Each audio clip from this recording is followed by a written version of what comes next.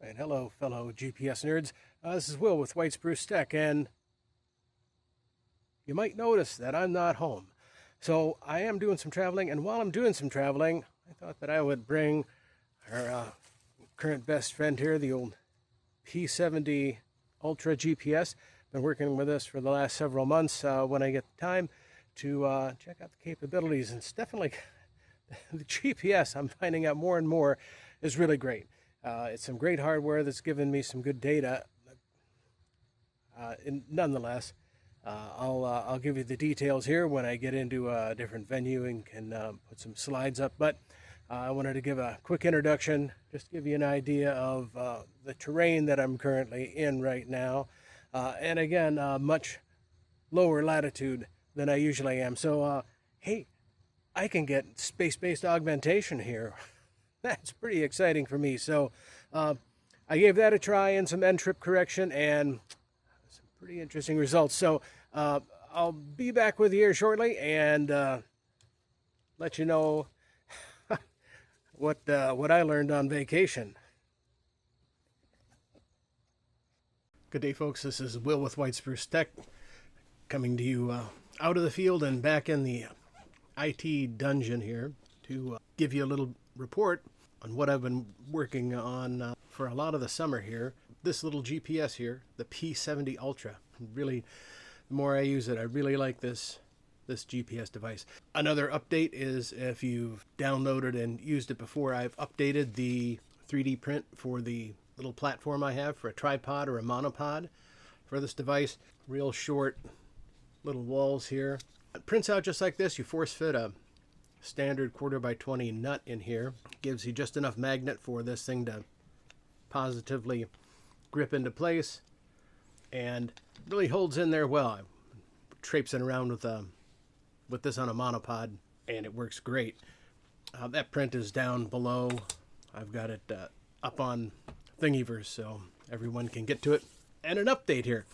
So I've been working with the P70 Ultra for about 5 months, and my previous first run at using this from July, I believe it was all pretty good and diagnostic of how thing is working. Since then, I had run several other GPS courses, things that I've made up using different kinds of correction and different scenarios. What I've mostly been wrestling with is the different software packages. I've been using QGIS to collect the data, and then the other packages you need to add in, because that doesn't use any correction like NTRIP natively, so you've got to use the app that's described at the manufacturer's website, which Bluetooth GPS or something, I believe it is. All of that seems to be working. Sometimes it seems like it's not. Again, I've been wrestling with different problems with that.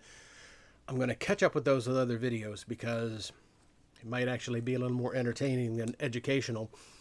But as you could tell from my first introduction there, I was able to travel down to the contiguous United States, to the land where there's a better general GNSS constellation than what I have where I'm living, and also positive reception of the space-based augmentation. So I'll discuss that a little more here when I get into my slideshow. But while I was down there, I ran this course and had a really got some really good information out of it, I believe. And also was using a different piece of software. We'll jump into those details right now.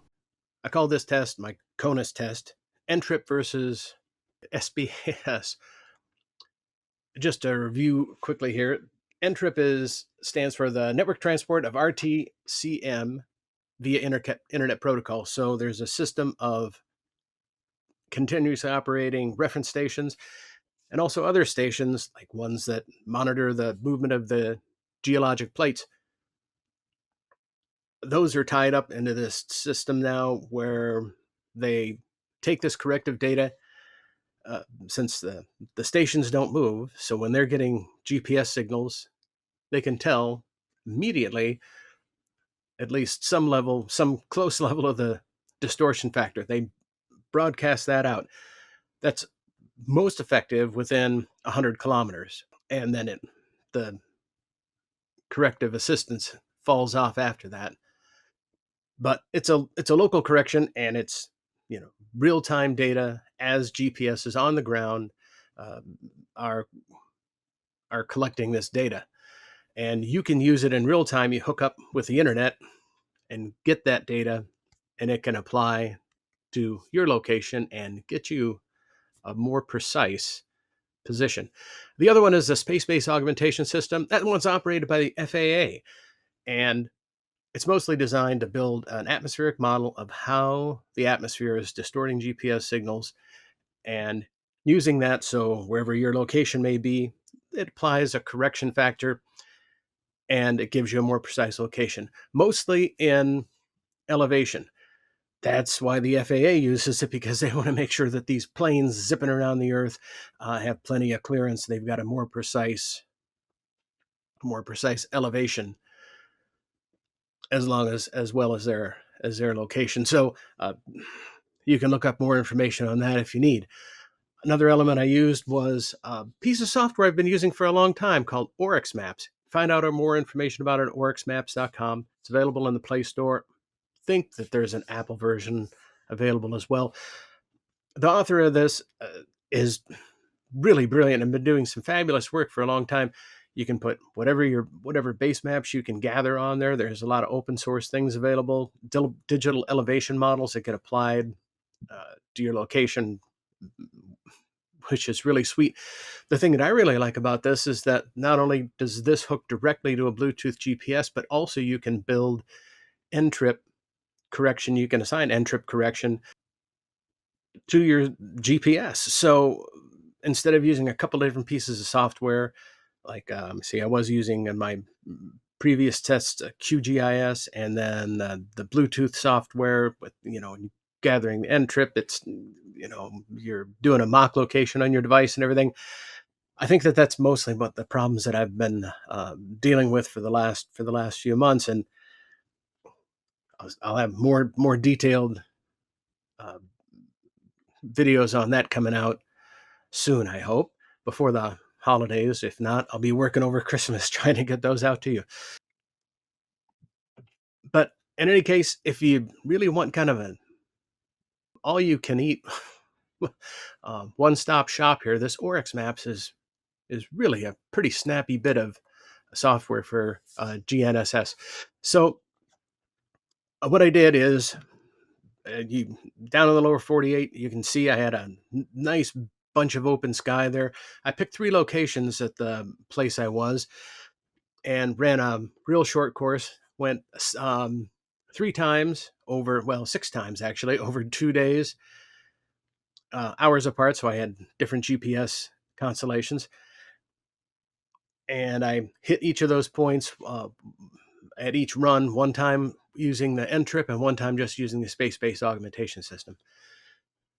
And well, here are the results. So I've got 3 observations you can see from each. Is the pink ones are the NTRIP, and the dark green, or maybe they'll look black to you, are they just the space-based augmentation.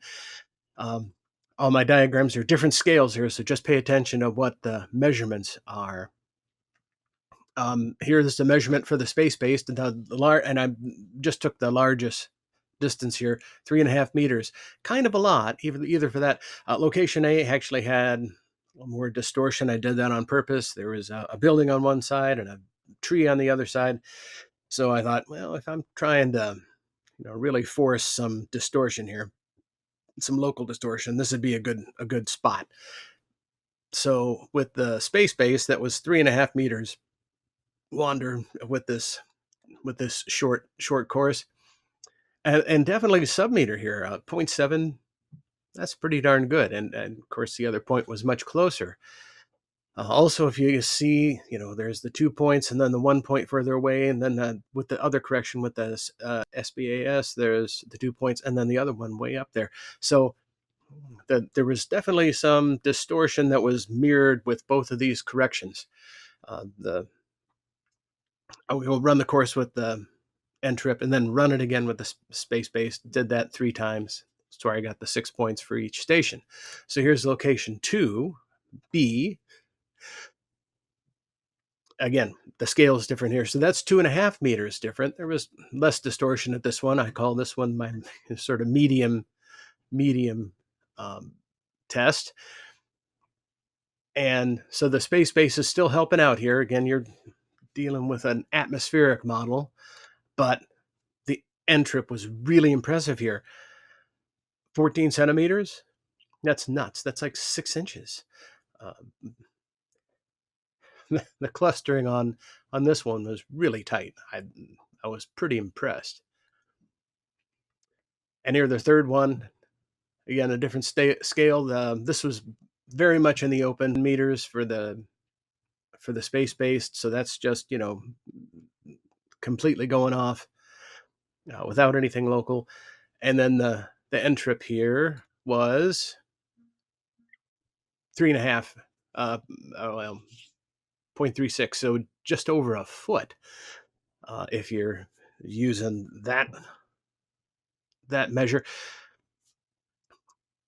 And I thought this was really interesting that now here's the kicker is that I was in a very rural area and there was not a close NTRIP station. So I was using one that was 300 kilometers away. So you're supposed to have a distortion of what the first 100 kilometers is free. That's supposed to be 0. And then beyond that, it's 10 centimeters per 100 kilometers. So this would have been minus 20 centimeters. And this one is pretty darn close to it. You go back to the other one, and at what was 14 centimeters apart. That was, again, very impressive. So the up and down of it is that this P70 Ultra is working really well. I especially like the fact that it's got the power supply separate. That really is going to keep this operating a long time. I'm working on some other 3D printed parts to make this even a more useful thing in the field so that you can take it, be more mobile, and just get a whole lot better GPS data than you're getting when you're dealing with a device in your hand. So that's just some quickie results that I got on a quickie survey that I did down in the lower latitudes where you're getting a very good configuration of your GNSS satellites. So thanks very much for listening to this installment. If you like what you're seeing, please subscribe. If you like the video, I'll know that this is the sort of stuff you're interested in. Thanks for your kind attention. And again, this is White Spruce Tech. We're going to make technology your lapdog.